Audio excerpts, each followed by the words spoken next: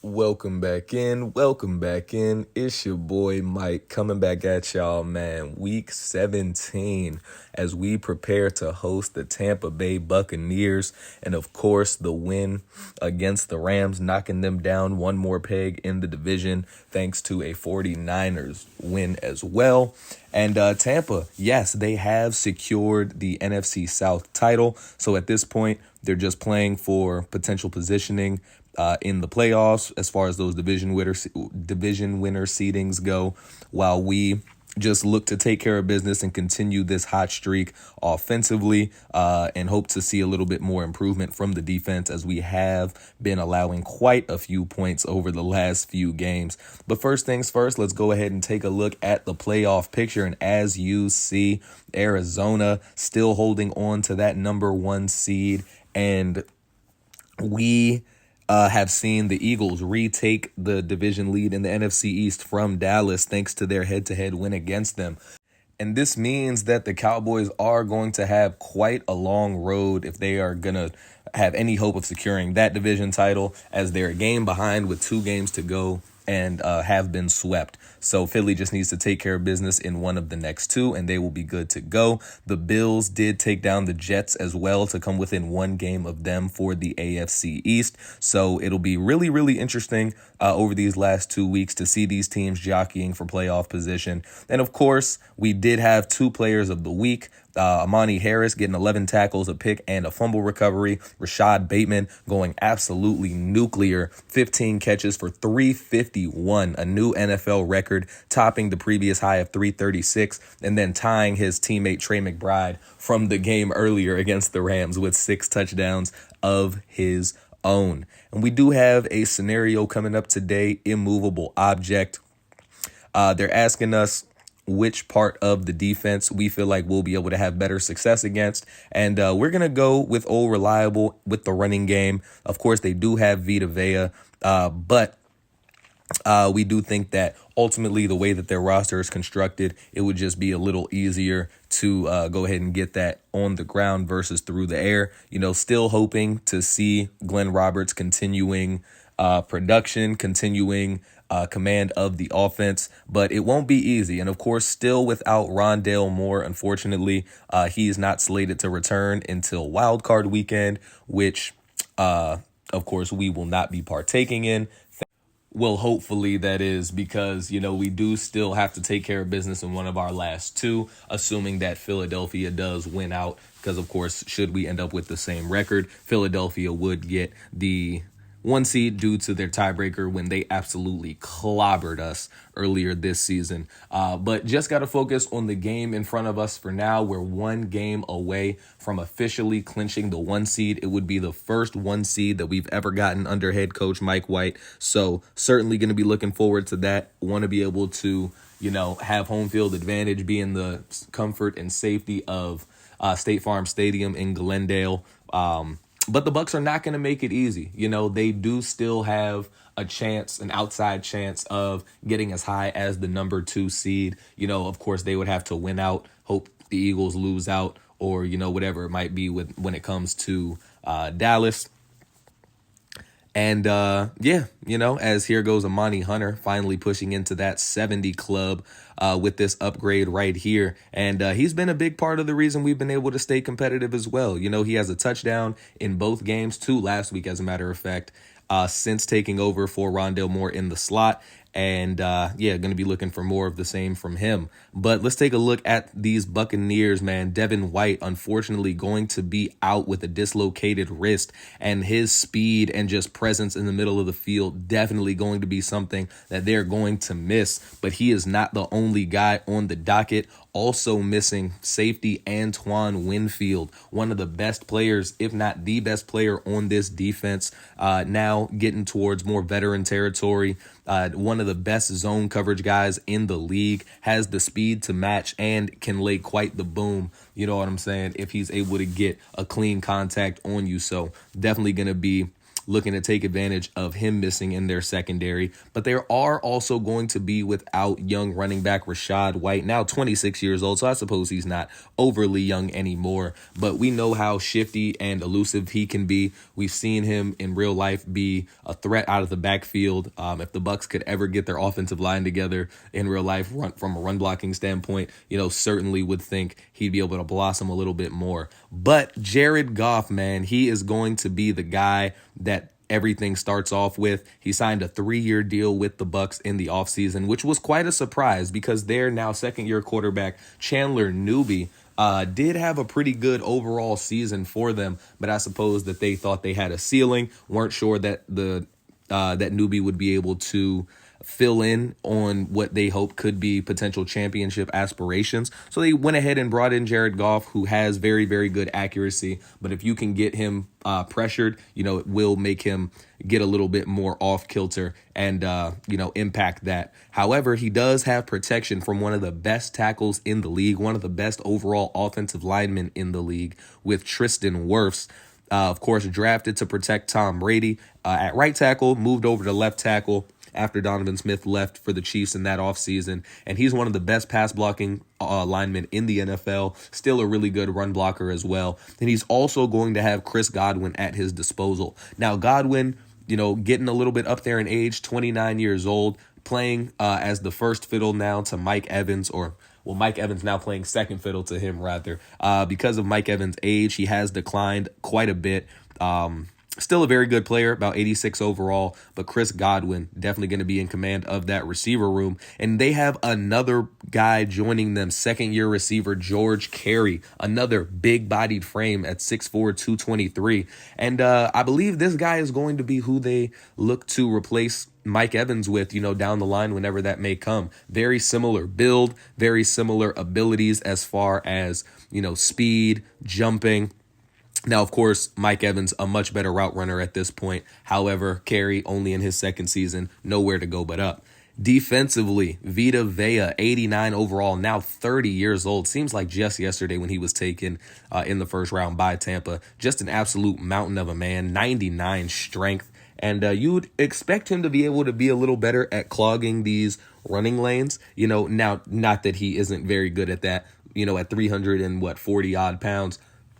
But also going to be able to try to keep him away from the quarterback. He is going to be their primary guy on the line as far as pass rushing goes. Now in the secondary, Jamel Dean, 28 years old, leading the way, 87 overall. And as you see, man, he has a very good mix of both man and zone coverage. He has good size, and he has decent speed as well. He's not afraid to tackle. He's somebody that, we could see kind of shadow Rashad Bateman due to the injury to Rondale Moore, but only time will tell. And then Kalijah Kancey. I know we did talk about Vita Vea being by far the most dominant player on this defensive front, but now in his third season, Kalijah Kancey, 6'1", 281 out of Pitt, had a lot of comparisons to Aaron Donald coming out, undersized guy out of Pitt who may be a bit more overlooked, high motor, and, of course, definitely lofty expectations to live up to. But with a good blend of size, speed, and strength, Kancey could potentially be somebody, to look out for on this defensive front for not just this game, but for years to come. And now it is time. We are here, State Farm Stadium, ready to get this game going against Tampa Bay. Rashad Bateman on the season, 68 catches, 1,149 yards, and 15 touchdowns. Of course, heavily aided by that game last week against the Rams, going for 351 and 6 scores. I mean, a lot of his output, more than a third of it coming in that game alone. However, not gonna, dwell on that too much. We know how good Rashad Bateman can be. It was just a matter of Roberts this time around actually being able to feed him those targets, when he is open and is able to really do his thing once he gets the ball in his hands. He's as shifty as they come. He can beat you off the release. He can find the open space in the zone. And once he gets the ball in his hands, he can go around you. I mean, he's not really going to go through you. He's not that kind of guy. But just, we know what type of playmaker he is, especially picking up more of a load with no Rondale Moore. Let's go ahead and meet this Bucks team. Jared Goff leading the way at quarterback, newbie, as we mentioned, backing him up here. Daniel Underwood, the rookie running back, going to be filling in for the injured Rashad White. Zach Evans going to be in there as well. Patrick Ricard at fullback. At receiver, you got Chris Godwin, Mike Evans, and George Carey. And then, of course, Trey Palmer down there may get a snap or two here and there. At tight end, Cade Otton and the second-year tight end Bryce Whitley manning those spots. Tristan Wirfs at left tackle, one of the best in the game. Landon Dickerson at left guard. Brian Allen, the center. Cody Mock at right guard. And then Cole Lawton, the rookie left tackle, playing right tackle for them. Kalijah Kancey at left end. Trevor Sidney, second-year pass rusher at right end. Did I say right end at first? Left end, right end. Quentin Bohanna and Vita Vea, D tackles. Joe Tryon Shoyinka at left outside linebacker. You got Eric Kendricks and Malik Harrison, as well as Sir Dennis at linebacker, filling in for the injured Devin White. Leo Chenal, another option there. Jamel Dean, Carlton Davis, the top two corners for the Bucks. And then you're going to have Jimmy Griffith, second-year corner, filling in that slot role. Russ Yeast, fourth-year safety, filling in for the injured Antoine Winfield. Ryan Neal at strong safety. Kicker Chase McLaughlin, and the punter Jake Camarda. As here we are, Tommy Townsend ready to kick things off, and the Bucks starting with the ball, going into the back of the end zone. They're going to go ahead and take a knee, and Jared Goff and this Bucks offense ready to start out at the 25-yard line.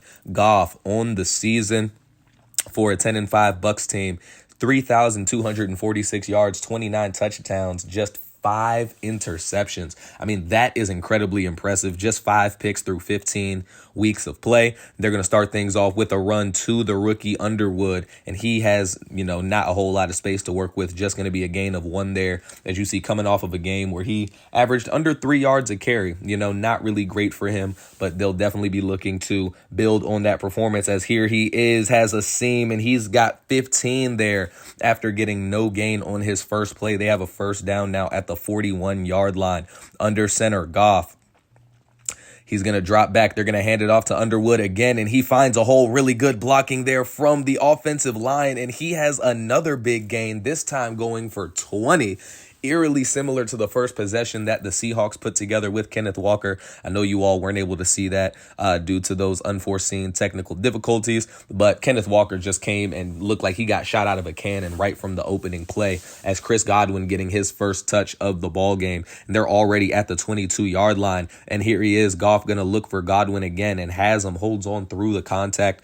After a gain of 7, is going to be brought down. Now 2nd and 3 at the 15. They're going with an empty look, and you see Arizona not really sure what to do right there. Andrew Stinson going to be beat by second-year receiver George Carey. Not often that Stinson gets beat, even less often that he gets beat by somebody who's not even a team's 1 or 2 receiver.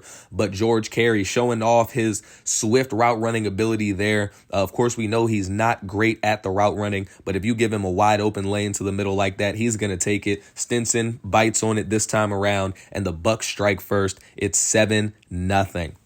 And so now here's Glenn Roberts leading this team out. He's coming off of a string of very, very, very good performances for this team. 3,939 yards, 43 touchdowns, 26 interceptions on the season. And we've seen those touchdown numbers start to really blossom over these last few weeks, especially those 2 games against the Rams, in which he accounted for 15 touchdowns through the air. And on the first play of their game, well, first play on offense for the Cardinals, it looks like there was a miscommunication with the play call. Ty Davis Price got the give, tried to pitch it back to Roberts, who was not ready for it at all. Not sure who was supposed to be getting that ball, but it certainly wasn't Glenn Roberts. Joe Tryon there to pick it up, and just like that, the Bucks are up 14-0. Now, just stepping in, breaking the fourth wall a little bit. Right here, I tried to cut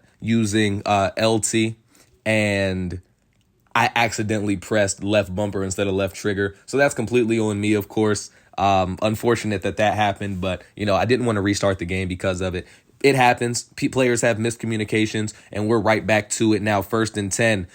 Roberts missing Rashad Bateman there on the quick dump down. Now 2nd and 10. Here's Antonio Gibson into the ball game, and you see the Bucs already have a full momentum meter, but hoping to go ahead and get that a little bit more our way, and they'll start off with a pass out of the backfield to Antonio Gibson, who has a gain of 12 before being forced down. Now 1st and 10. Ty Davis Price gets the handoff. Davis Price, good move outside. Price gets a good block from Amani Hunter, now powering through, and Ty Davis Price has a gain of 18 yards that time, down to the 35-yard line inside Bucs territory. Really good blocking, really good job from Chase Claypool and Amani Hunter to pick up those blocks, and Ty Davis Price said, just move out of the way and let me do the rest, and that he did.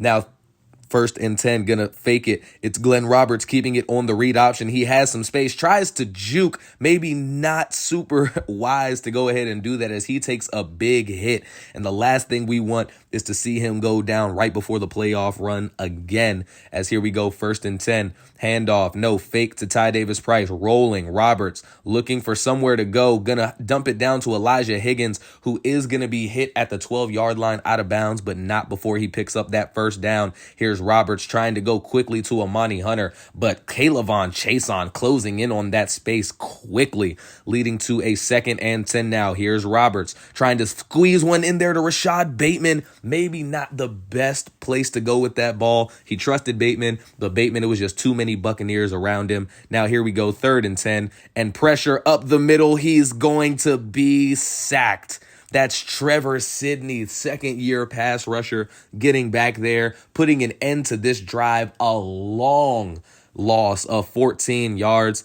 Roberts just didn't have the wheels to get away from that. They would end up settling for the field goal, and the Bucs get the ball back with a 14-3 lead.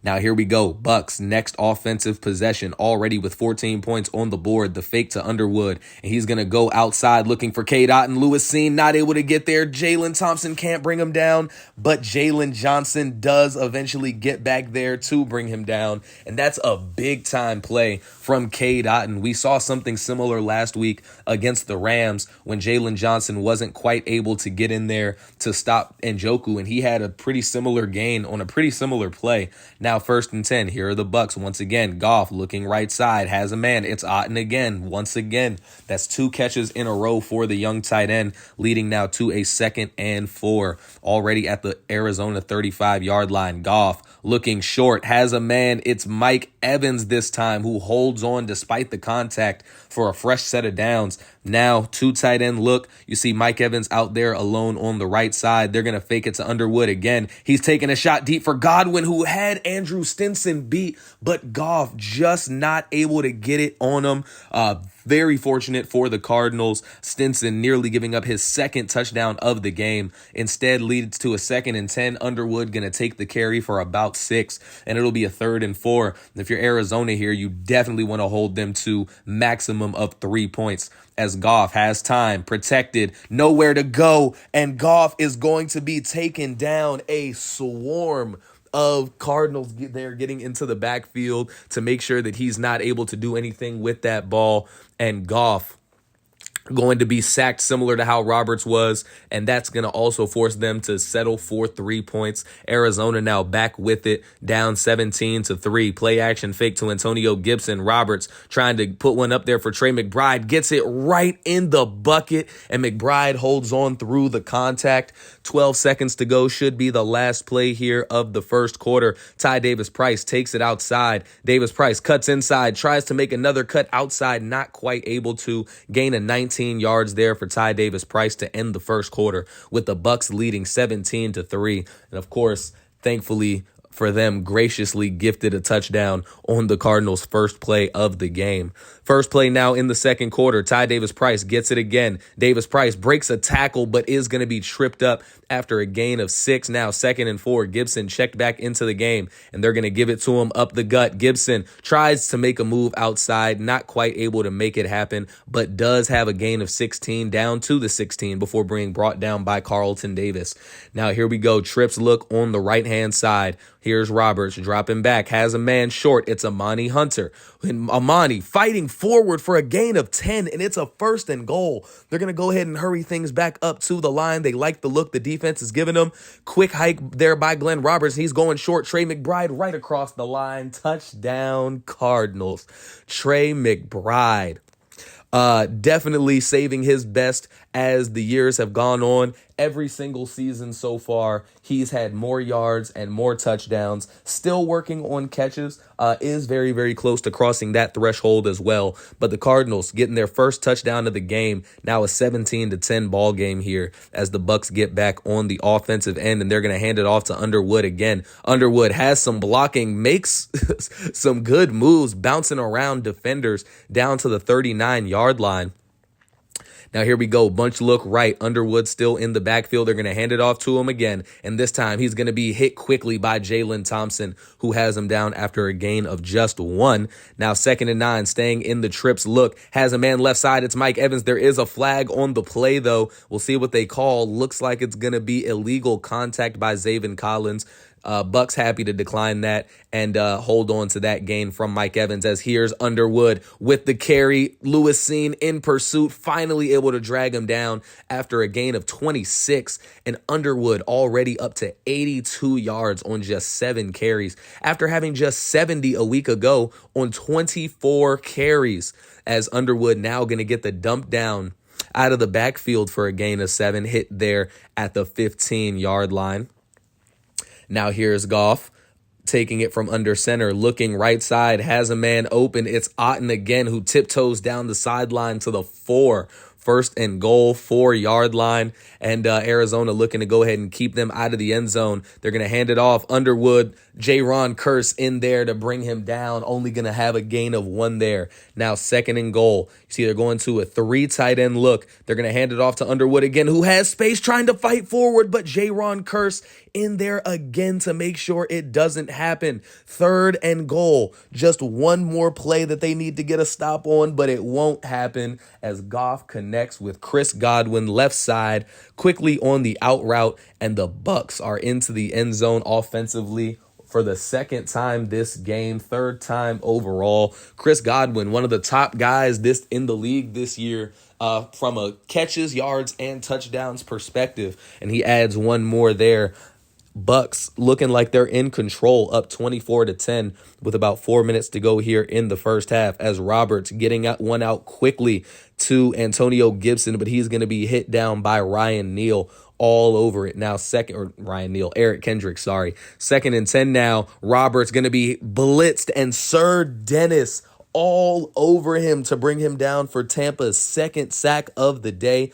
Roberts had no time. As you see, Keegan Buchanan just let him get there completely undeterred. Not what you want to see. Going to be a long 3rd and 18 now, and this is going to be a really tough conversion as they send Ty Davis-Price out into the right side. Here's Roberts dropping back, has a man wide open. Chase Claypool falls short of the line to gain, and down 14 points in their own territory. They have to kick it away. Bucks back with the ball, already up 14. And we'll see what they elect to do, as here's Chris Godwin, as Jared Goff just put that right there. A 26-yard catch from Chris Godwin. And, man, that's not what you want to see the first play of that next drive. That can definitely be a deflator as we reach the 2-minute warning. Now here come the Bucks, still under center. Jared Goff about midfield. He's going to drop back, looking. Zaven Collins in pursuit. Goff can't get away, and Zaven Collins there to wrap him up. A loss of 9, minute 35 to go. Time continuing to tick. Here we go. Goff in the shotgun. Gonna take the snap. Goff looking right side, trying to find a man, but it's intercepted. Andrew Stinson gets in there, and look at the closing speed by Andrew Stinson. Huge interception, needed that. He's covering Chris Godwin. And did you look at the way that he closes in on that ball? Goff probably could have put that a little bit differently for Godwin, but Stinson there to give Arizona the ball back, and they have an opportunity to get some points on the board before halftime as Trey McBride gets the pass over the middle, a gain of 21 yards there for him. They're going to go into the hurry up, trying to catch the Bucs sleeping a little bit, as here's Roberts rolling, trying to find a man, Trey McBride, in double coverage. That was not the throw to make. Fortunate that wasn't tipped and intercepted, but it'll be a 2nd and 10 now. You see both running backs lined up in the backfield. They're trying to pull out all the stops here. Robert going to dump short for Rashad Bateman, who's going to be stopped short of a first down.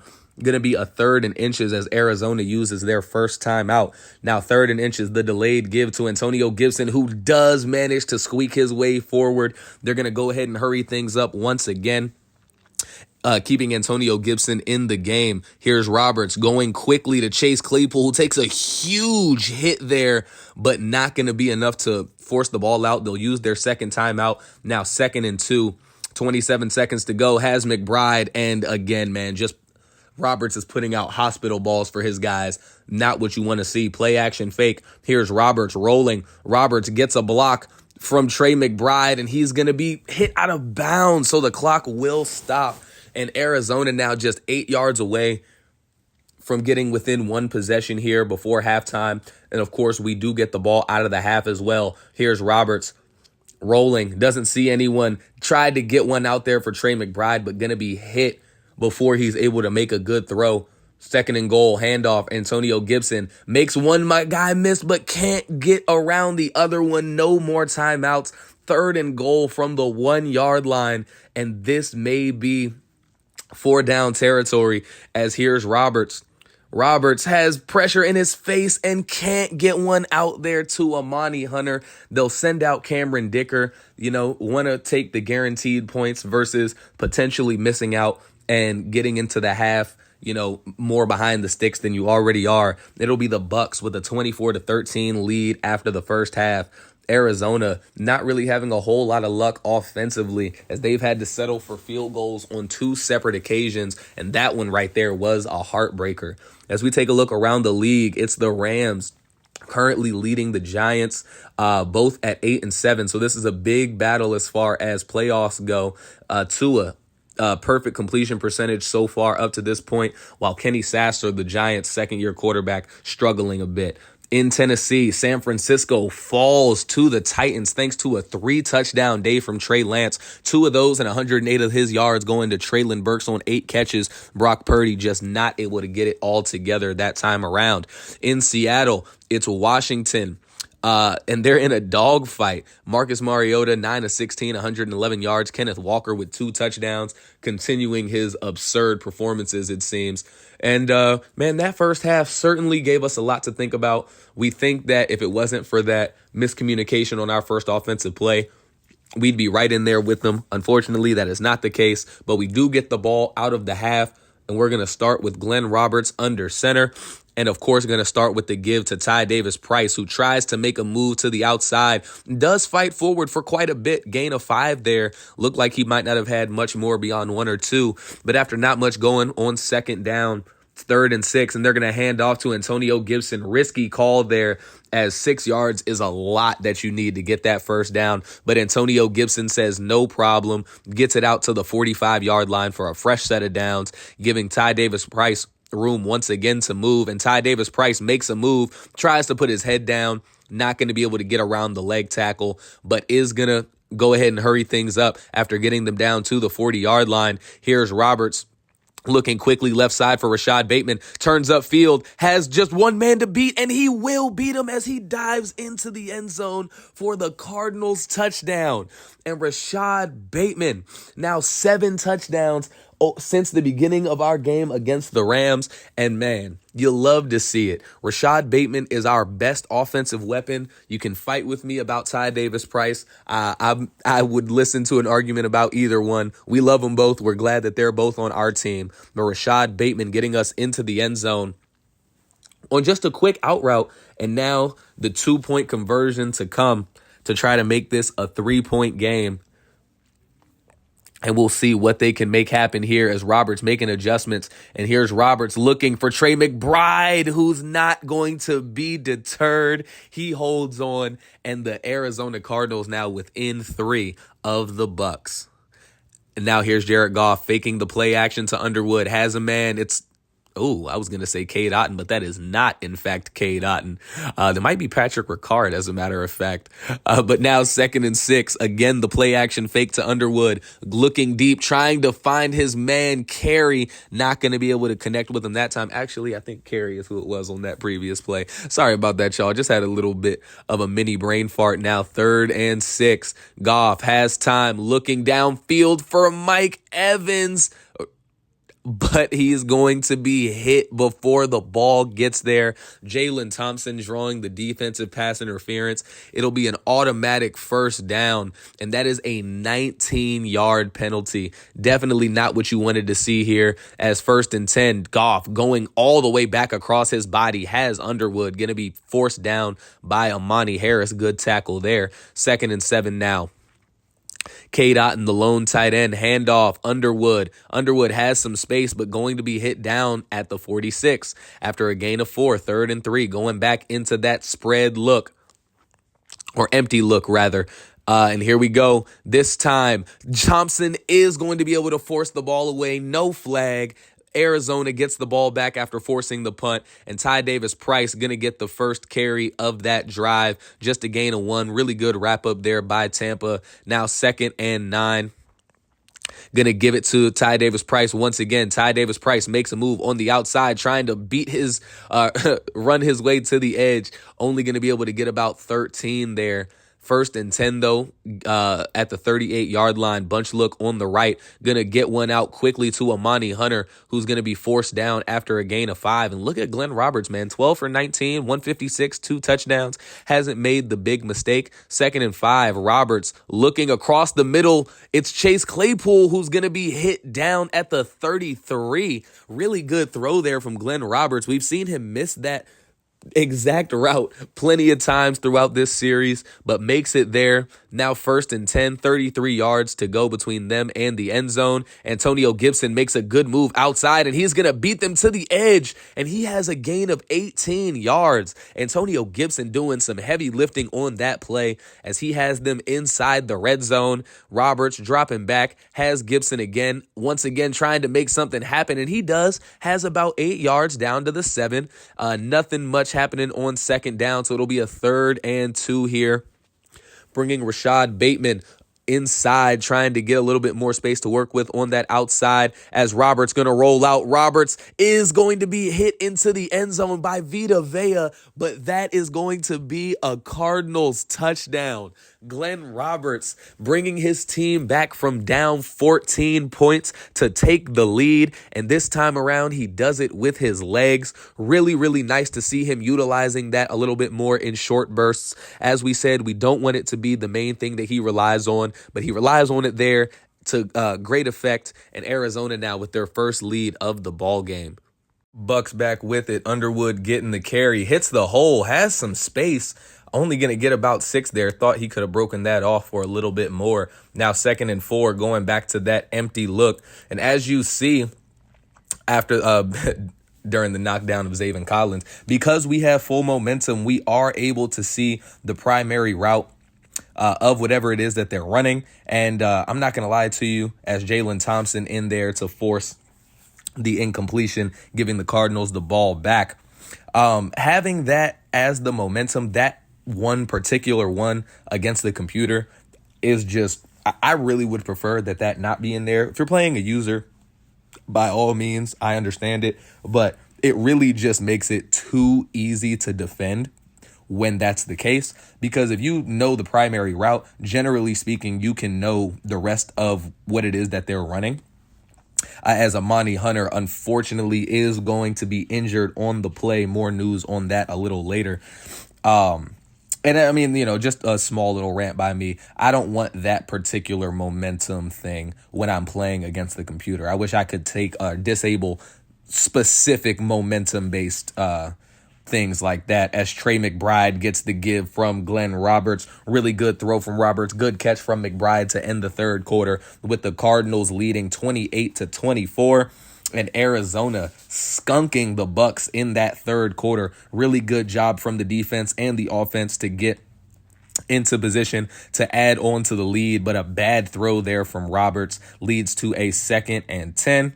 And unfortunately, a high ankle sprain suffered by Amani Hunter means that he will not return for the remainder of this game, which means Michael Wilson, seldom used, as Roberts airs one out for Elijah Higgins, who makes one juke, loses the ball. It is recovered by Arizona. Higgins recovering his own fumble, and that was exciting. Probably his longest play in a Cardinals jersey. I'll double check on that. Loses it, not able to finish it off, but does pick it back up, thankfully. And it's a 1st and goal from the 1-yard line.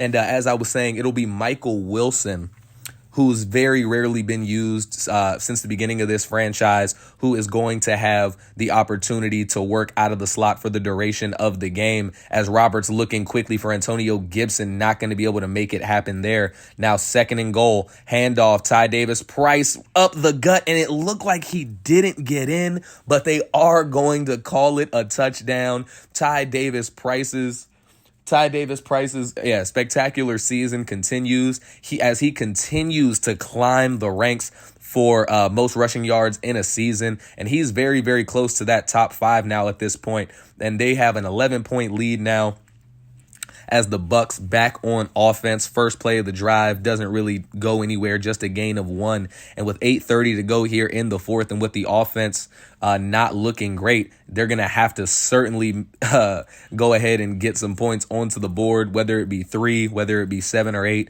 They need to make something happen on this possession here. 3rd and 9. Goff taking it, going short, trying to find a man, but he's not going to get it to him. There is a flag on the play, and it's going to be pass interference by Amani Harris. Once again, a brutal, bad-timed flag there. Gives him an automatic 1st down, puts him at the 36-yard line. They're going to hand it off to Underwood, who breaks 1 tackle, breaks 2 tackles. Thankfully, going to finally be brought down there, but Underwood now over 100 yards at 110, as a matter of fact, on just 13 carries. Unfortunately, hasn't really meant much so far, as they still do trail by 11 points. But definitely something to keep an eye on, as here's Goff going short. It's Godwin again, and Godwin going to have it down to the 35-yard line. Bucks moving. Bucks having a promising drive right here. They bring in the fullback Ricard. They're going to hand it off. No, they're going to fake it, and he's going to go short for Cade Otton, who breaks the tackle of Jalen Thompson, but Zaven Collins in there to finally bring him down. 2nd and 3 now. Back to that 3 tight end look, and it looks like Arizona's buckling up to send some heat. Play action fake. Arizona's all over it, and down goes Jared Goff. Cam Wilhelm, the first one in there, but an array of Cardinals in there to make the sack, or to get the sack on Goff. Now 3rd and 9. Here we go. Could potentially force oh man. Stinson thought might have been able to intercept that. He doesn't. Bucks settle for 3, and it'll be a 1st and 10 here for Arizona on their next drive. Ty Davis Price gets the stretch left side for a gain of about 11. Now only up 1 possession. A field goal would make it really, really difficult for the Bucks to get back in it, as an on the run not crossbody, but kind of off balance throw from Glenn Roberts finds Chase Claypool. He gets a great block upfield, and he surges in for the touchdown. By far, Chase Claypool's biggest play as an Arizona Cardinal, both in length and overall impact. We weren't quite sure how this possession might go, and Trey McBride finishing things off with that block. And just like that, after 2 plays, Arizona back on top by 2 possessions. Bad throw there from Jared Goff looking for Cade Otton, who does still take a hit. Now 2nd and 10. Goff with a trips look left side, going quickly short, has a man. This time it's Carey, and it's going to be a 3rd and 4 now. And at this point, you got to think the Bucks will start thinking about 4-down territory, as 3rd and 4 pass is knocked away from Cade Otton. It's Jalen Thompson in there once again. And here we go, 4th and 4. Goff taking the snap, again missing Otten, who takes a big hit this time. And Arizona now back on offense with a chance to put an exclamation point on this game. Ty Davis Price gets the give, only going to go for about 2 yards there. 3:10 to go. Here's Roberts handing it off. It's Davis Price again. Has some space going outside.